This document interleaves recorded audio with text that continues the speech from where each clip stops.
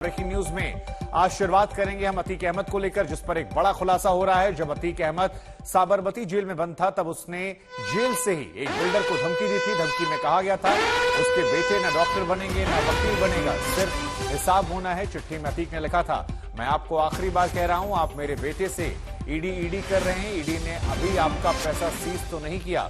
बेहतर है कि ये हमारे बेटे उमर को जो हिसाब है और असद ने जो पैसा दिया है वो हमें इलेक्शन में जरूरत है। हमारी आपसे कोई दुश्मनी तो नहीं, आपने अपनी किस्मत और अक्ल से कमाया, लेकिन हमारे जो पैसे हैं उसको तुरंत दे दें, वो इस वक्त हमारे बहुत काम आएगा और शायद आपकी तरफ से ध्यान हट जाए।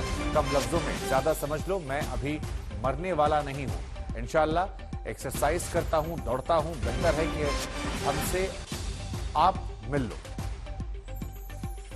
तो जेल में फोन पर धमकी देकर पैसे मांग रहा था अतीक अहमद। बिल्डर मोहम्मद मुस्लिम को धमकी दी गई थी। 5 करोड़ रुपए जो हैं वो मांगे गए थे अतीक अहमद की तरफ से और ये कहा कि मैं आपको आखिरी बार कह रहा हूं, आप मेरे बेटे से ईडी कर रहे हैं। अभी ईडी ने आपसे पूछताछ नहीं की है, ईडी ने कभी आपका पैसा सीज नहीं किया है। ये कहना था अतीक अहमद का उस फोन कॉल में, जिसको लेकर अब खुलासे हो रहे हैं। बेहतर यह है कि मेरे बेटे उमर का जो हिसाब है उसे क्लियर कर दिया जाए। मैं अभी मरने वाला नहीं हूं, हमारी पार्टी को जरूरत है, असद ने जो पैसा दिया है वो हमें इलेक्शन में जरूरत है। इसी खबर पर ज्यादा बातचीत के लिए मेरे साथ मेरे सहयोगी अरविंद ओझा जुड़ रहे हैं। अरविंद, क्या जानकारी निकल कर आई है कि ये कौन सा बिल्डर है जिसे ये धमकी दी गई थी, क्या है ये पूरा मामला?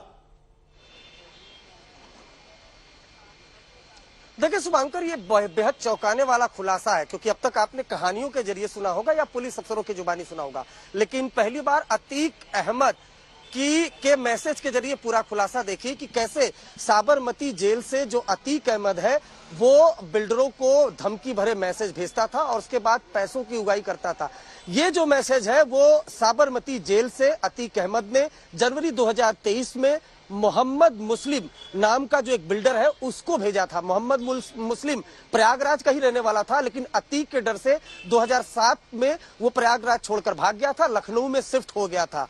और बकायदा अतीक अहमद मैसेज भेजता है और कहता है कि मेरे बेटे, गौर करिएगा, मेरे बेटे न वकील बनेंगे न डॉक्टर बनेंगे, तुम्हारा हिसाब जल्द होगा, मेरे बेटों को पैसा दे दो, असद और उमर जाएंगे, उसको पैसा दे दोगे, नंबर 1।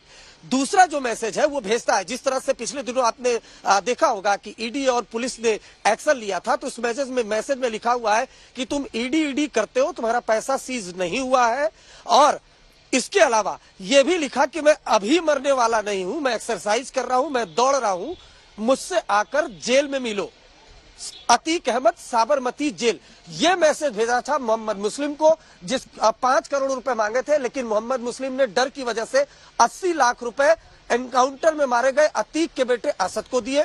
वो 80 लाख उमेश पाल हत्याकांड में इस्तेमाल हुआ। लेकिन यह मैसेज दिखाता है कि कैसे अतीक अहमद, चाहे वो किसी जेल में बंद हो, जेल से ही वो बैठे बैठे मोबाइल के जरिए अपना सिंडिकेट अपने बेटों के जरिए चलाता था, अपनी पत्नी के जरिए चलाता था और बकायदा लोगों से धमकी के जरिए पैसे की उगाही करता था, यूपी में अपना सिंडिकेट चलाता था। इस मैसेज में यह भी लिखा हुआ है कि अभी मेरा वक्त बुरा है, तो ऐसे तैसे लोग मेरे खिलाफ FIR दर्ज करा रहे हैं। यहाँ इंपॉर्टेंट यह है कि जब खास तौर से योगी सरकार सख्त हुई और उमेश पाल हत्याकांड में 2 पुलिस वालों की क्रूरता से हत्या हुई, उसके बाद पुलिस ने सख्ती दिखाई और कई एक के बाद एक FIR जो पीड़ित है प्रयागराज में, उनको हिम्मत बंधी पुलिस एक्शन के बाद उन्होंने FIR दर्ज कराई। तो उसके बाद वो भी उससे बौखलाया हुआ था, उसका कहना था कि मेरा वक्त जल्द ही आने वाला है, उसके बाद मैं सबका हिसाब करूंगा। लेकिन देखिए कैसे उसका पूरा परिवार तबाह हो गया। उसकी असली वजह कोई और नहीं, अगर इनकाउंटर में मारा गया तो उसकी वजह सिर्फ और सिर्फ अतीक अहमद था। वो इस चैट्स को देखिए, उससे समझ में आ जाता है कि कैसे एक बाप, हर बाप अपने बेटे को, अगर बाप बुरा भी होता है तो अपने बेटे को अच्छा बनाता है, लेकिन वो तो साफ साफ मैसेज में लिख रहा है कि मेरे बेटे न वकील बनेंगे न डॉक्टर बनेंगे, वो हिसाब जल्द करेंगे। तो अगर अतीक अहमद जरा हमारे दर्शकों को आप ये बताइए कि जो ये धमकी भरा मैसेज है जिसमें अपने बेटे को वो गुंडा बनाने की बात कर रहा है, वसूली की बात कर रहा है, देख लेने की बात कर रहा है, ये मैसेज का खुलासा कैसे हुआ? वो बिल्डर ने ये मैसेज जारी किया, मैसेज फोन कॉल पर दिया गया था, व्हाट्सएप पर दिया गया था, मेल के जरिए किया गया था, कैसे ये मैसेज पहुंचाया गया और कैसे खुलासा हुआ? नहीं, बकायदा व्हाट्सएप पर ये मैसेज किया गया है। इस मैसेज दरअसल मोहम्मद मुस्लिम ने अतीक अहमद का नाम एमपी नाम से सेव कर रखा था। अगर आप देखें तो स्क्रीनशॉट आज तक के पास मौजूद है, उसमें ऊपर एमपी लिखा हुआ है। एमपी के नाम से मैसेज था और ये मैसेज जनवरी से बहुत मुमकिन है कि जनवरी से उमेश पाल हत्याकांड की साजिश रची जा रही थी, जनवरी 2023 से, और उसके लिए पैसों की जरूरत थी। तो बाकायदा ये धमकी भरा मैसेज मोहम्मद मुस्लिम को भेजा गया था। उमेश पाल हत्याकांड के बाद लगातार ईडी और पुलिस वो शिकंजा कस रही थी और उसी दौरान मोहम्मद मुस्लिम से भी पूछताछ की गई थी, बुलाकर उसके मोबाइल को खंगाला गया था। उस मोबाइल फोन से ये चैट्स बरामद हुए थे जो एक अहम लीड्स थे, जिससे ये खुलासा हुआ कि दरअसल मास्टरमाइंड तो अतीक अहमद था, वही जेल से पूरा जो पूरी कॉन्स्पिरेसी है उसको रच रहा था। और ये मैसेज में बकायदा ये मोहम्मद मुस्लिम से पूछताछ भी की, ईडी ने वहां पर रेड भी की थी और तब बकायदा मोहम्मद मुस्लिम ये हवाला दे रहा था कि हमारे यहाँ तो ईडी की रेड हुई है, मेरे पास पैसे नहीं है। असद और उमर जा रहे थे मोहम्मद मुस्लिम के पास पैसे लेने के लिए, तो बकायदा अतीक उसमें लिखता भी है कि तुम ईडी करते हो, ईडी ने तुम्हारे पैसे सीज नहीं किए, तुम्हें पैसा देना होगा।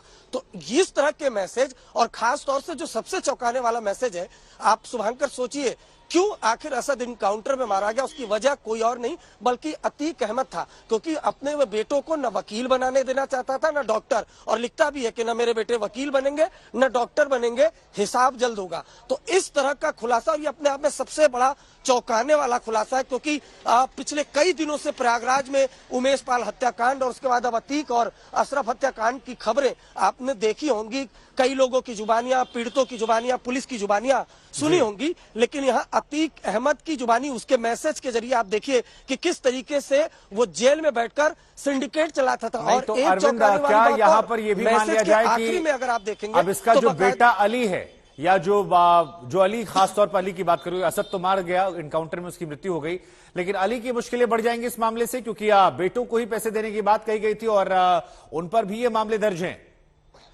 इससे पहले लखनऊ में एक और बिल्डर का मामला भी था जहां शायद प्रॉपर्टी अपने नाम करवा ली गई थी। जी देखिए, पहले आपको बता दूं मैं क्लियर कट कि जो उमेश पाल हत्याकांड है उसमें असद के अलावा और बेटों के नाम भी हैं और उन तमाम बेटों के खिलाफ एफआईआर भी दर्ज है। अली ऑलरेडी जेल में बंद है, उमर भी जेल में बंद है, तो बेटों पे शिकंजा है और वो बकायदा उनको माफिया ही बनाना चाहता था। कम से कम इस मैसेज से तो एकदम क्लियर है कि वो लिखता है कि वकील और डॉक्टर नहीं बनेंगे। उसके अलावा मैं ये भी बता दूं कि जो अतीक और अशरफ की हत्या हुई है उस मामले में प्रॉपर्टी एंगल पर भी जांच हो रही है।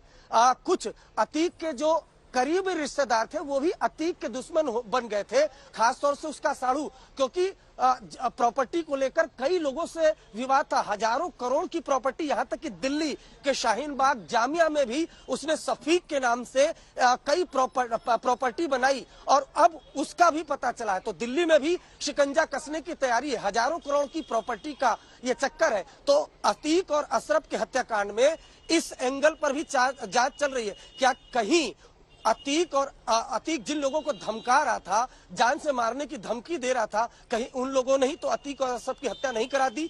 दूसरा ये कि कहीं जिन लोगों के पास उसकी प्रॉपर्टी थी, कहीं उन लोगों ने तो उसकी हत्या नहीं करा दी? तो इस एंगल पर फिलहाल अतीक और अशरफ का जो हत्या हुई है उसमें प्रॉपर्टी एंगल पर भी अब तफ्तीश चल रही है। और खास तौर से इस मैसेज के आने के बाद देखिए मोहम्मद मुस्लिम से भी पूछताछ होगी, क्योंकि उसको भी लगातार ये धमकी दे रहा था। तो हत्याकांड में मोहम्मद मुस्लिम से भी पूछताछ हो रही है, तमाम लोगों से पूछताछ हो रही है, लेकिन ये मैसेज अपने आप में काफी कुछ बताता है कि आखिर क्यों असद इनकाउंटर में मारा गया और कहीं न कहीं हत्याकांड के पीछे भी इसी तरह की एक्टिविटी की एक बड़ी वजह थी। बिल्कुल बिल्कुल। और एक बार अपने दर्शकों को हम वो चैट दिखा देते हैं जो व्हाट्सएप पर भेजी गई थी, जिसमें लिखा गया, कम लफ्जों में समझ लो अभी मरने वाला नहीं हूं, मैं आखिरी बार कह रहा हूं, आप मेरे बेटे से ईडी कर रहे हैं। ये अतीक अहमद की तरफ से पोस्ट किया गया था व्हाट्सएप पे। ईडी ने कभी आपका पैसा सीज नहीं किया, ये अतीक अहमद ने लिखा। बेहतर यह है कि हमारे बेटे उमर का जो हिसाब है उसे स्पष्ट कर दिया जाए और असद ने जो पैसा दिया है वो हमें इलेक्शन में जरूरत है। इधर एक और बड़ी खबर आ रही है, इस बीच आपको बता दें तो लगातार हमारे पास एक के बाद एक ब्रेकिंग न्यूज में बड़ी खबर जो है वो आज मौजूद है और अगली बड़ी खबर अब आपको बताते हैं इसी मामले से जुड़ी हुई।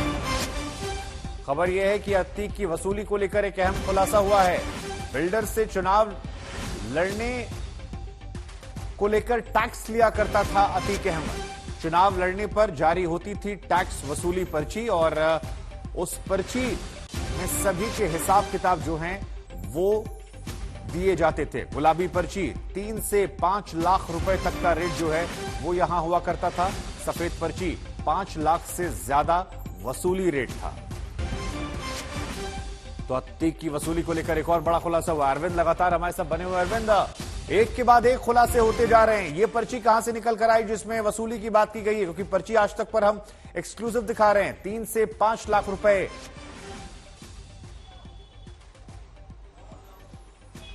नहीं, बिल्कुल देखिए 3 से 5 लाख रुपए। और देखिए लगातार ये चर्चाएं चल रही हैं, खासतौर से अतीक और अशरफ के हत्याकांड के बाद पुलिस की कस्टडी में मारा गया। लेकिन इस तरह की दुश्मनी उसने पाल रखी थी, व्यापारियों को धमकाना। कोई भी व्यापारी अगर इलेक्शन आता था तो ऐसा हो नहीं सकता कि प्रयागराज का कोई व्यापारी वो चुनावी टैक्स न दे। देखिए गुलाबी ये जो पर्ची आज तक के स्क्रीन पर आप एक्सक्लूसिव देख पा रहे हैं, 3 से 5 लाख रुपए रेट हुआ करता था। और जब इलेक्शन आता था तो बाकायदा ये पर्चियां बांट दी जाती थी। और महाराष्ट्र का जो बैंक था, बैंक ऑफ महाराष्ट्र, उसमें बाकायदा पैसे जमा किए जाते थे और जो चेक से और कैश से जमा किए जाते थे उसका भी जो दस्तावेज है वो आज तक के पास मौजूद है। तो गुलाबी टैक्स यानी गुलाबी पर्ची से जो अतीक अहमद है उसको टैक्स दिया जाता था। अब बड़ा सवाल यही है, अतीक के सियासी कनेक्शन भी थे, वो समाजवादी पार्टी, बहुजन समाज पार्टी से भी एसोसिएटेड, समाजवादी पार्टी से खास तौर से एसोसिएटेड था। तो सवाल यही है कि सियासत में जब माफिया घुसता है तो कैसे वो बड़ा दहशत फैलाता है। वो इसका जीता जागता नमूना है कि बकायदा वो माफिया तो था ही, लेकिन जब सियासत में वो दाखिल हुआ तो इलेक्शन लड़ने के लिए किस तरीके से वो बकायदा चुनावी टैक्स लेता था बड़े बड़े व्यापारियों से, ये उसका सबूत है। गुलाबी पर्ची के जरिए छोटे व्यापारियों से 3 लाख, बड़े व्यापारियों से 5 लाख ये मांगे जाते थे। और कितने व्यापारी होंगे प्रयागराज में, आप ये समझ लीजिए। तो ये अतीक की गुंडई और माफियागिरी का जीता जागता सबूत है। जो बैंक ऑफ महाराष्ट्र है उसके अकाउंट की भी डिटेल खंगाली जा रही है, लेकिन ये बताता है कि किस तरीके से इलेक्शन लड़ने के लिए भी वो अपनी माफियागिरी का इस्तेमाल करता था, लोगों से चुनावी टैक्स वसूलता था, उसके जरिए वो सियासत में अपना पांव उसने मजबूत किया था। जी, आपने महत्वपूर्ण बात बताई। यहां से क्या मुश्किलें हम बढ़ती देखते जा रहे हैं परिवार को लेकर? क्योंकि शाइस्ता परवीन को लेकर भी खबर आ रही है कि उनकी तलाश जारी है। जो बेटा अंदर है अली, उसको लेकर अभी ये मामला किस ओर जाता हुआ दिख रहा है। और अतीक और असद के अशरफ के जो हत्याकांड हुई थी उसको लेकर भी क्या कोई अपडेट आई है? नहीं, देखिए बिल्कुल अतीक और अशरफ हत्याकांड, देखिए मैं आपको फिर कर, अगर आप चैट्स देखें तो जाहिर सी बात है मोहम्मद मुस्लिम भी एक विक्टिम ही है अतीक का, और लगातार पैसे की वसूली कर रहा था। तो अतीक और अशरफ की हत्या में प्रॉपर्टी एंगल पर भी जांच चल रही है। उसके अलावा ईडी ने कुछ लोगों को बुलाया था गवाही देने के लिए अतीक के खिलाफ, उनको भी डर था अतीक से। तो अतीक से किनको डर था, किनको जान का खतरा था, उनकी भी लिस्ट बनाई गई है। और यहाँ तक कि अतीक का जो करीबी रहे हैं, अतीक का साढ़ू, वो भी उसका दुश्मन बन गया था। तो अतीक के कितने दुश्मन है उनकी लिस्ट प्रयागराज पुलिस ने बनाई है। कहीं उन्होंने सुपारी किलिंग तो नहीं करा दी शूटर्स को लेकर? अगर आप देखिए तो बकायदा जो गोली मार रहा है एक शूटर, पैरों की मूवमेंट्स अगर आप देखें आगे पीछे होकर, अमूमन प्रोफेशनल शूटर जो है वो इस तरह से गोलियां मारते हैं। तो कुल मिलाकर इसमें गहरी साजिश नजर आती है अतीक और अशरफ को रास्ते से हटाने की, और कहीं ना कहीं उनके दुश्मनों का और प्रॉपर्टी एंगल है उस एंगल पर जांच की जा रही है। शुभांकर, ठीक है। अब जरा एक बार फिर हम चाहेंगे कि अरविंद, ये जो पर्ची हम दिखा रहे हैं, इस पर्ची की कहानी थोड़ा आप बताइए। तो इसको ये टैक्स काटता कौन था?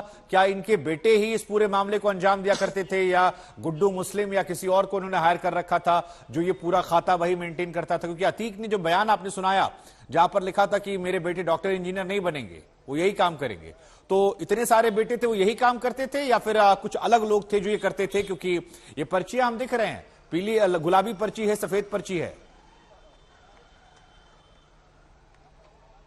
नहीं, देखिए आपने उमेश पाल हत्याकांड का वो सीसीटीवी तो देखा ही होगा, जिसमें बकायदा असद जो है वो किस तरीके से टारगेट करके गोली मार रहा है, चेस करके गोली मार रहा है। तो बेटों को तो ट्रेंड इसी तरह से किया गया था। और उमर ने तो सरेंडर किया था, वो सूत्र ये भी बताते हैं कि भारत से फरार हो गया था, फाइनली दबाव में उसने सरेंडर किया था। तो बेटों के अलावा अतीक के काफी गुर्गे काफी शूटर, जब दबदबा चलता था तब काफी शूटर उसके पास काफी लोग थे। वो तो जब सरकारें बदली तो एक के बाद एक शिकंजा कसा गया उसके गुर्गों के ऊपर। 100 से ज्यादा गुर्गे गिरफ्तार हुए, प्रॉपर्टी सीज हुई। लेकिन जब गुर्गे थे, और अभी भी कई गुर्गे हैं जो अंडरग्राउंड है, गुड्डू मुस्लिम हुआ, गुड्डू मुस्लिम अतीक गैंग को लीड करता था। अतीक और अशरफ के जेल में जाने के बाद उसके तमाम जो बेटे हैं वो, और जब चुनाव आता था खासतौर से इलेक्शन, तब बकायदा पर्चियां बांटी जाती थी। प्रयागराज में जो बड़े बिजनेसमैन होते थे, बकायदा लिस्ट बनाई गई थी, उनको गुलाबी पर्ची बांटी जाती थी कि आपको 3 लाख देना है, आपको 5 लाख देखना है, जिसकी जैसी कैपेसिटी हो उसको पैसा देना ही देना है। तो ये गुंडा टैक्स, चुनावी टैक्स हुआ करता था, जो गुलाबी पर्ची के जरिए। हमारे पास बकायदा कुछ जो जिन लोगों ने पैसे दिए थे 3 लाख 5 लाख, वो पर्चियां भी मौजूद है। और उन्हीं गुंडई, उन्हीं माफियागिरी के चुनावी टैक्स गुलाबी पर्ची से फिर चुनाव लड़ा जाता था। ठीक है। अतीक अहमद की बीवी दरअसल शाइस्ता परवीन जो है, ये चिट्ठी सामने आई है। उसमें उमेश पाल हत्याकांड के बाद 27 फरवरी को मुख्यमंत्री योगी आदित्यनाथ को भेजी थी। शाइस्ता ने चिट्ठी में लिखा कि उमेश पाल मर्डर केस में उनके और उनके पति अतीक अहमद, देवर अशरफ और बेटे असद के खिलाफ साजिश रचने का आरोप निराधार है। शाइस्ता के मुताबिक सीसीटीवी फुटेज के आधार पर बेटे अली को शूटर बताने का आरोप भी बेबुनियाद है।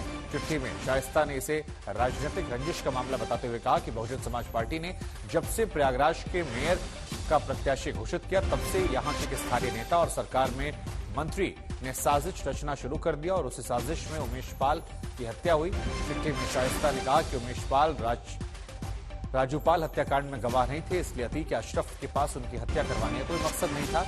एक गंभीर राजनीतिक साजिश है जिसका पर्दाफाश निष्पक्ष जांच से संभव है, क्योंकि प्रयागराज पुलिस पूरी तरह से मंत्री के दबाव में काम कर रही है। चिट्ठी में शाइस्ता ने यह भी आशंका जताई कि मुकदमे में रिमांड के बहाने अतीक अहमद और अशरफ की हत्या हो सकती है। तो शाइस्ता परवीन की चिट्ठी और योगी के मंत्री को लेकर सवाल उठाए। प्रयागराज में से आने वाले एक मंत्री जिनको लेकर ये सवाल उठाए गए हैं, और ये कहा गया कि जब से उन्होंने चुनाव लड़ने का फैसला किया, तब से ये सारी स्थिति जो है ये उनके खिलाफ बनाई जा रही है। वैश्विक आर्थिक सुस्ती के बीच में सोने की चमक ने एक बार फिर से निखार आ गया है। हाल के दिनों में गोल्ड की कीमतों में लगातार तेजी आई है और यह रिकॉर्ड स्तर पर पहुंच गया। मौजूदा आर्थिक हालातों के मद्देनजर अनुमान लगाया जा रहा कि इस साल सोना नई ऊंचाई पर पहुंच सकता है।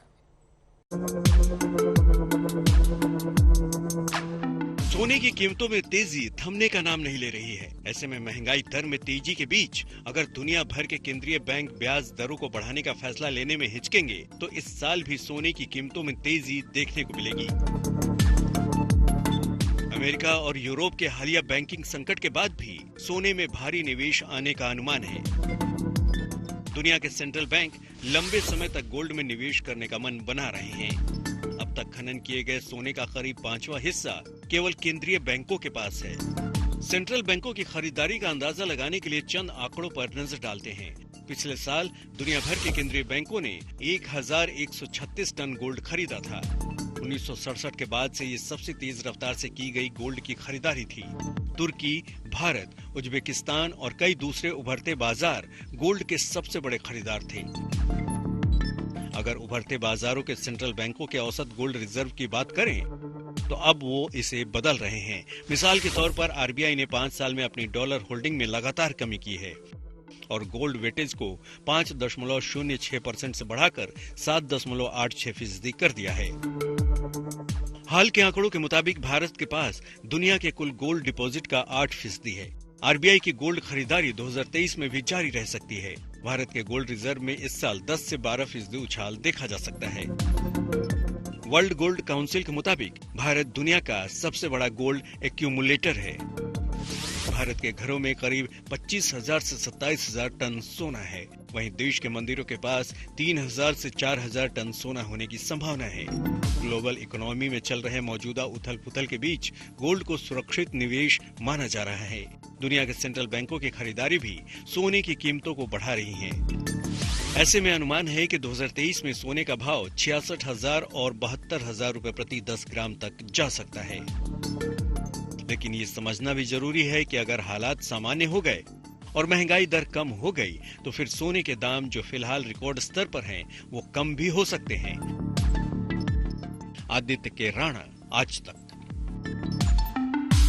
आपको कानपुर से एक एक्सक्लूसिव तस्वीर दिखाते हैं। ये तस्वीर जो है ये उमेश पाल मर्डर केस में 50,000 के इनामी शाइस्ता परवीन के मायके की है। दरअसल शाइस्ता के मायके के लोग जो हैं वो घर में सामान जैसे तैसे छोड़कर फिलहाल कहीं निकल चुके हैं। कीमती सामान अंदर होने के बावजूद घर में कोई ताला नहीं लगा है। घर में खाने का सामान रखा है, सब्जियां रखी हुई हैं, लेकिन उसके बावजूद बड़ा सवाल ये कि घर की ऐसी स्थिति में छोड़कर शाइस्ता के घर वाले भाग क्यों गए हैं। इस वक्त मैं मौजूद हूं चकिया इलाके में, उस घर में जो शाइस्ता परवीन का घर है, उसका मायका पक्ष है। यहां से कुछ कदम दूर पे अतीक अहमद का घर है और यहां पर जो आप स्थिति देख रहे हैं, मंजर देख रहे हैं, वो अपने आप में कई सवाल खड़ा कर रहा है। मैं आपको दिखा दूं, ये गेट है, घर है शाइस्ता परवीन का, उसका मायका पक्ष, और यहां से जितने लोग रहने वाले थे, बड़ा परिवार रहता था, एक भी शख्स नहीं है। सब के सब फरार हैं या कहीं छोड़कर चले गए हैं इतनी जल्दबाजी में कि ना घर पे ताला लगा के गए हैं और ना ही कुछ भी सामान लेके गए हैं। आप देख सकते हैं सबसे पहले एंट्री करते हुए ये तलवार यहां पे पड़ी हुई है, इसी घर की है, कोई इसका देखभाल करने वाला नहीं है। पूरा मैं आपको दिखाऊंगा, अपने कैमरा पर्सन को रिक्वेस्ट करूंगा अंदर आने पाइए। इनकी ऑफिस की जगह है जहां पर यहां वो बैठा करते थे, उनके पिता बैठा करते थे। मैं दिखाऊं यहां पे तो कुछ झंडे भी है बसपा के, क्योंकि उनकी पार्टी के हैं, कार्यालय है, तो यहां पर ये झंडे भी इस तरीके से यहां पे मौजूद है। अंदर अगर चलेंगे, बरामदे की बात करी जाए तो यहां से मैं आपको दिखाना चाहूंगा कि ऊपर भी एक इनका पोर्शन है जो पूरी तरीके से खाली पड़ा हुआ है। वहां पर भी लोग इतनी जल्दीबाजी में गए कि ना किसी गेट पर ताला लगाया ना कुछ। यहां पे अगर आप देखेंगे तो बकायदा जो सब्जियां हैं, खाना पकाने का जो सामान है, भर के प्याज पड़े हुए हैं यहां पे। इसका बताता है, इसका मतलब कि यहां पर कुछ दिनों पहले ही लोग रह रहे थे और जैसे कि तैसे स्थिति में यहां पे छोड़ के भाग गए हैं। आप देख सकते हैं महंगे अच्छे खासे डिजाइनर पर्स यहां पर पड़े हुए हैं। पूरी जो अलमारी है आप देख सकते हैं विजुअल्स में कि कई महंगे सूट और साड़ी ये सब भी नजर आ रही है। खचाखच भरी हुई है अलमारी।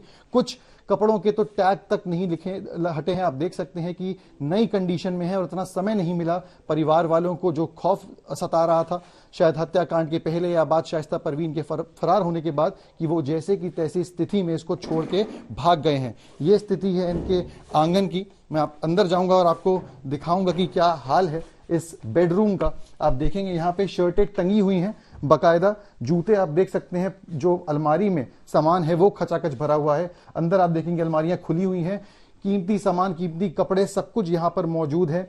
आप देखेंगे यहाँ पर बिस्तर तक लगा हुआ है और साथ में साथ रजाई जो है वो तक लगी है। कुछ इसका मतलब सजेस्ट करता है चीजें कि बिल्कुल समय नहीं मिला परिवार को। जो भी उनके पास इंफॉर्मेशन आई उसके बाद बहुत ही जल्द बिना समय के यहां से वो सब निकल गए।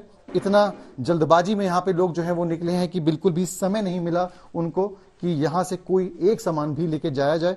आप देख सकते हैं यहां पर भी किचन का जो सामान है स्टोर करने का, बड़े बड़े यहां पे बर्तन देख रहे हैं, ये जैसे कि तैसे हैं, डब्बे लगे हुए हैं, कई उसमें राशन तक भरा हुआ है। तो बिल्कुल कुछ दिन ही हुए हैं इस पूरे घर को इस सिचुएशन में आए हुए। यहां से वॉशरूम है, मैं आपको दिखाना चाहूंगा एक बार जो ड्राइंग रूम है उसका नजारा।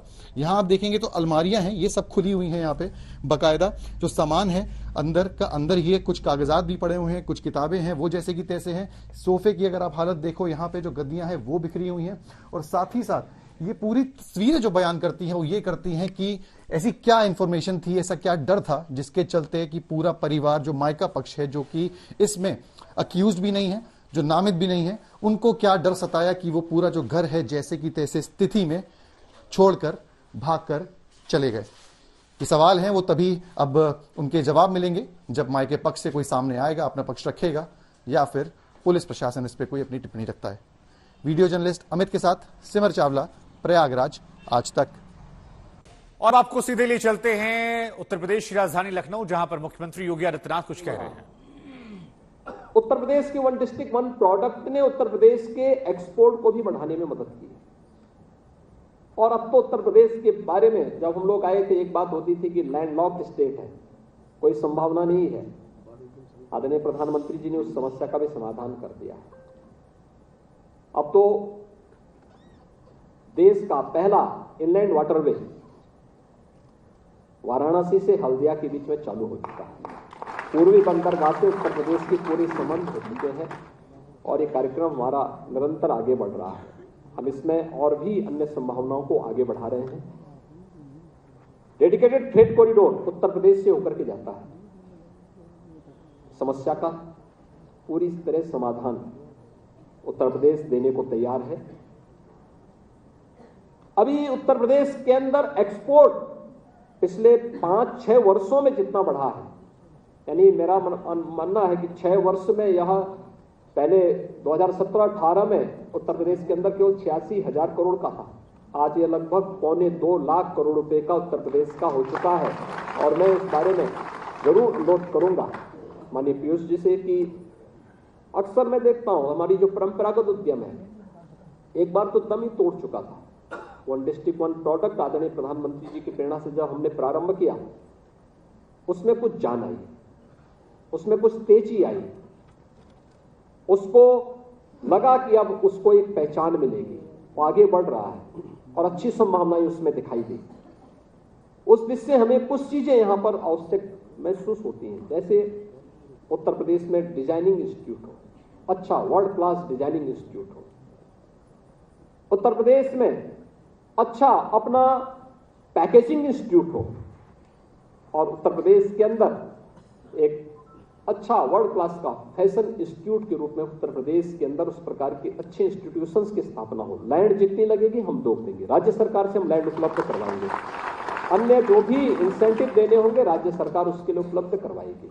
भारत सरकार और वस्त्र मंत्रालय के स्तर पर इस संबंध में हमें सपोर्ट मिल जाता है तो हमें इसे और अच्छी ऊंचाइयों पर वन डिस्ट्रिक्ट वन प्रोडक्ट में जितना पोटेंशियल है और उत्तर प्रदेश जैसे राज्य में जितना पोटेंशियल है इसको हम एक नई ऊंचाइयों तक पहुंचाने में हमें सफलता प्राप्त होगी। मैं एक बार फिर से आज माननीय पीयूष गोयल जी का, माननीय श्रीमती दर्शना विक्रम जरदोश जी का और भारत सरकार की आई हुई पूरी टीम का मैं हृदय से अभिनंदन करता हूं। आदरणीय प्रधानमंत्री जी के प्रति आभार व्यक्त करता हूं। हमारे जितने निवेशक गण हैं उन सब का मैं अभिनंदन करता हूं और विश्वास व्यक्त करता हूं कि उत्तर प्रदेश का यह जो पीएम मित्र मेगा टेक्सटाइल पार्क है, यह देश के अंदर जितने भी 7 पार्क भारत सरकार ने घोषित किए हैं उनमें सबसे पहले जमीनी धरातल पर कार्य करता हुआ दिखाई देना चाहिए। जो भी औपचारिकताएं जिस भी स्तर पर होनी है, यह कार्य प्रारंभ हो अगले 15 दिन के अंदर। जो भी एसपीवी तैयार होनी है, टेंडर फ्लोट होने हैं, भारत सरकार इस दिशा में जो भी प्रयास आगे बढ़ा सकते हैं राज्य सरकार इसमें भरपूर सहयोग करेगी। और एक बार फिर आपको बड़ी खबर बता दें, यूपी के मुख्यमंत्री योगी आदित्यनाथ की तरफ से बड़ा बयान सामने आया है। अब यूपी में कोई माफिया किसी को डरा धमका नहीं सकता है, ऐसा योगी आदित्यनाथ की तरफ से कहा गया है। कहा कोई भी माफिया किसी को अब डरा धमका नहीं सकता है। पहले कानून व्यवस्था खराब थी लेकिन अब उसको हमने बेहतर कर दिया है, अब कानून का राज है। देश और दुनिया की तमाम खबरों के लिए बने रहिए आज तक के साथ। आज तक HD सबसे तेज सबसे ज्यादा।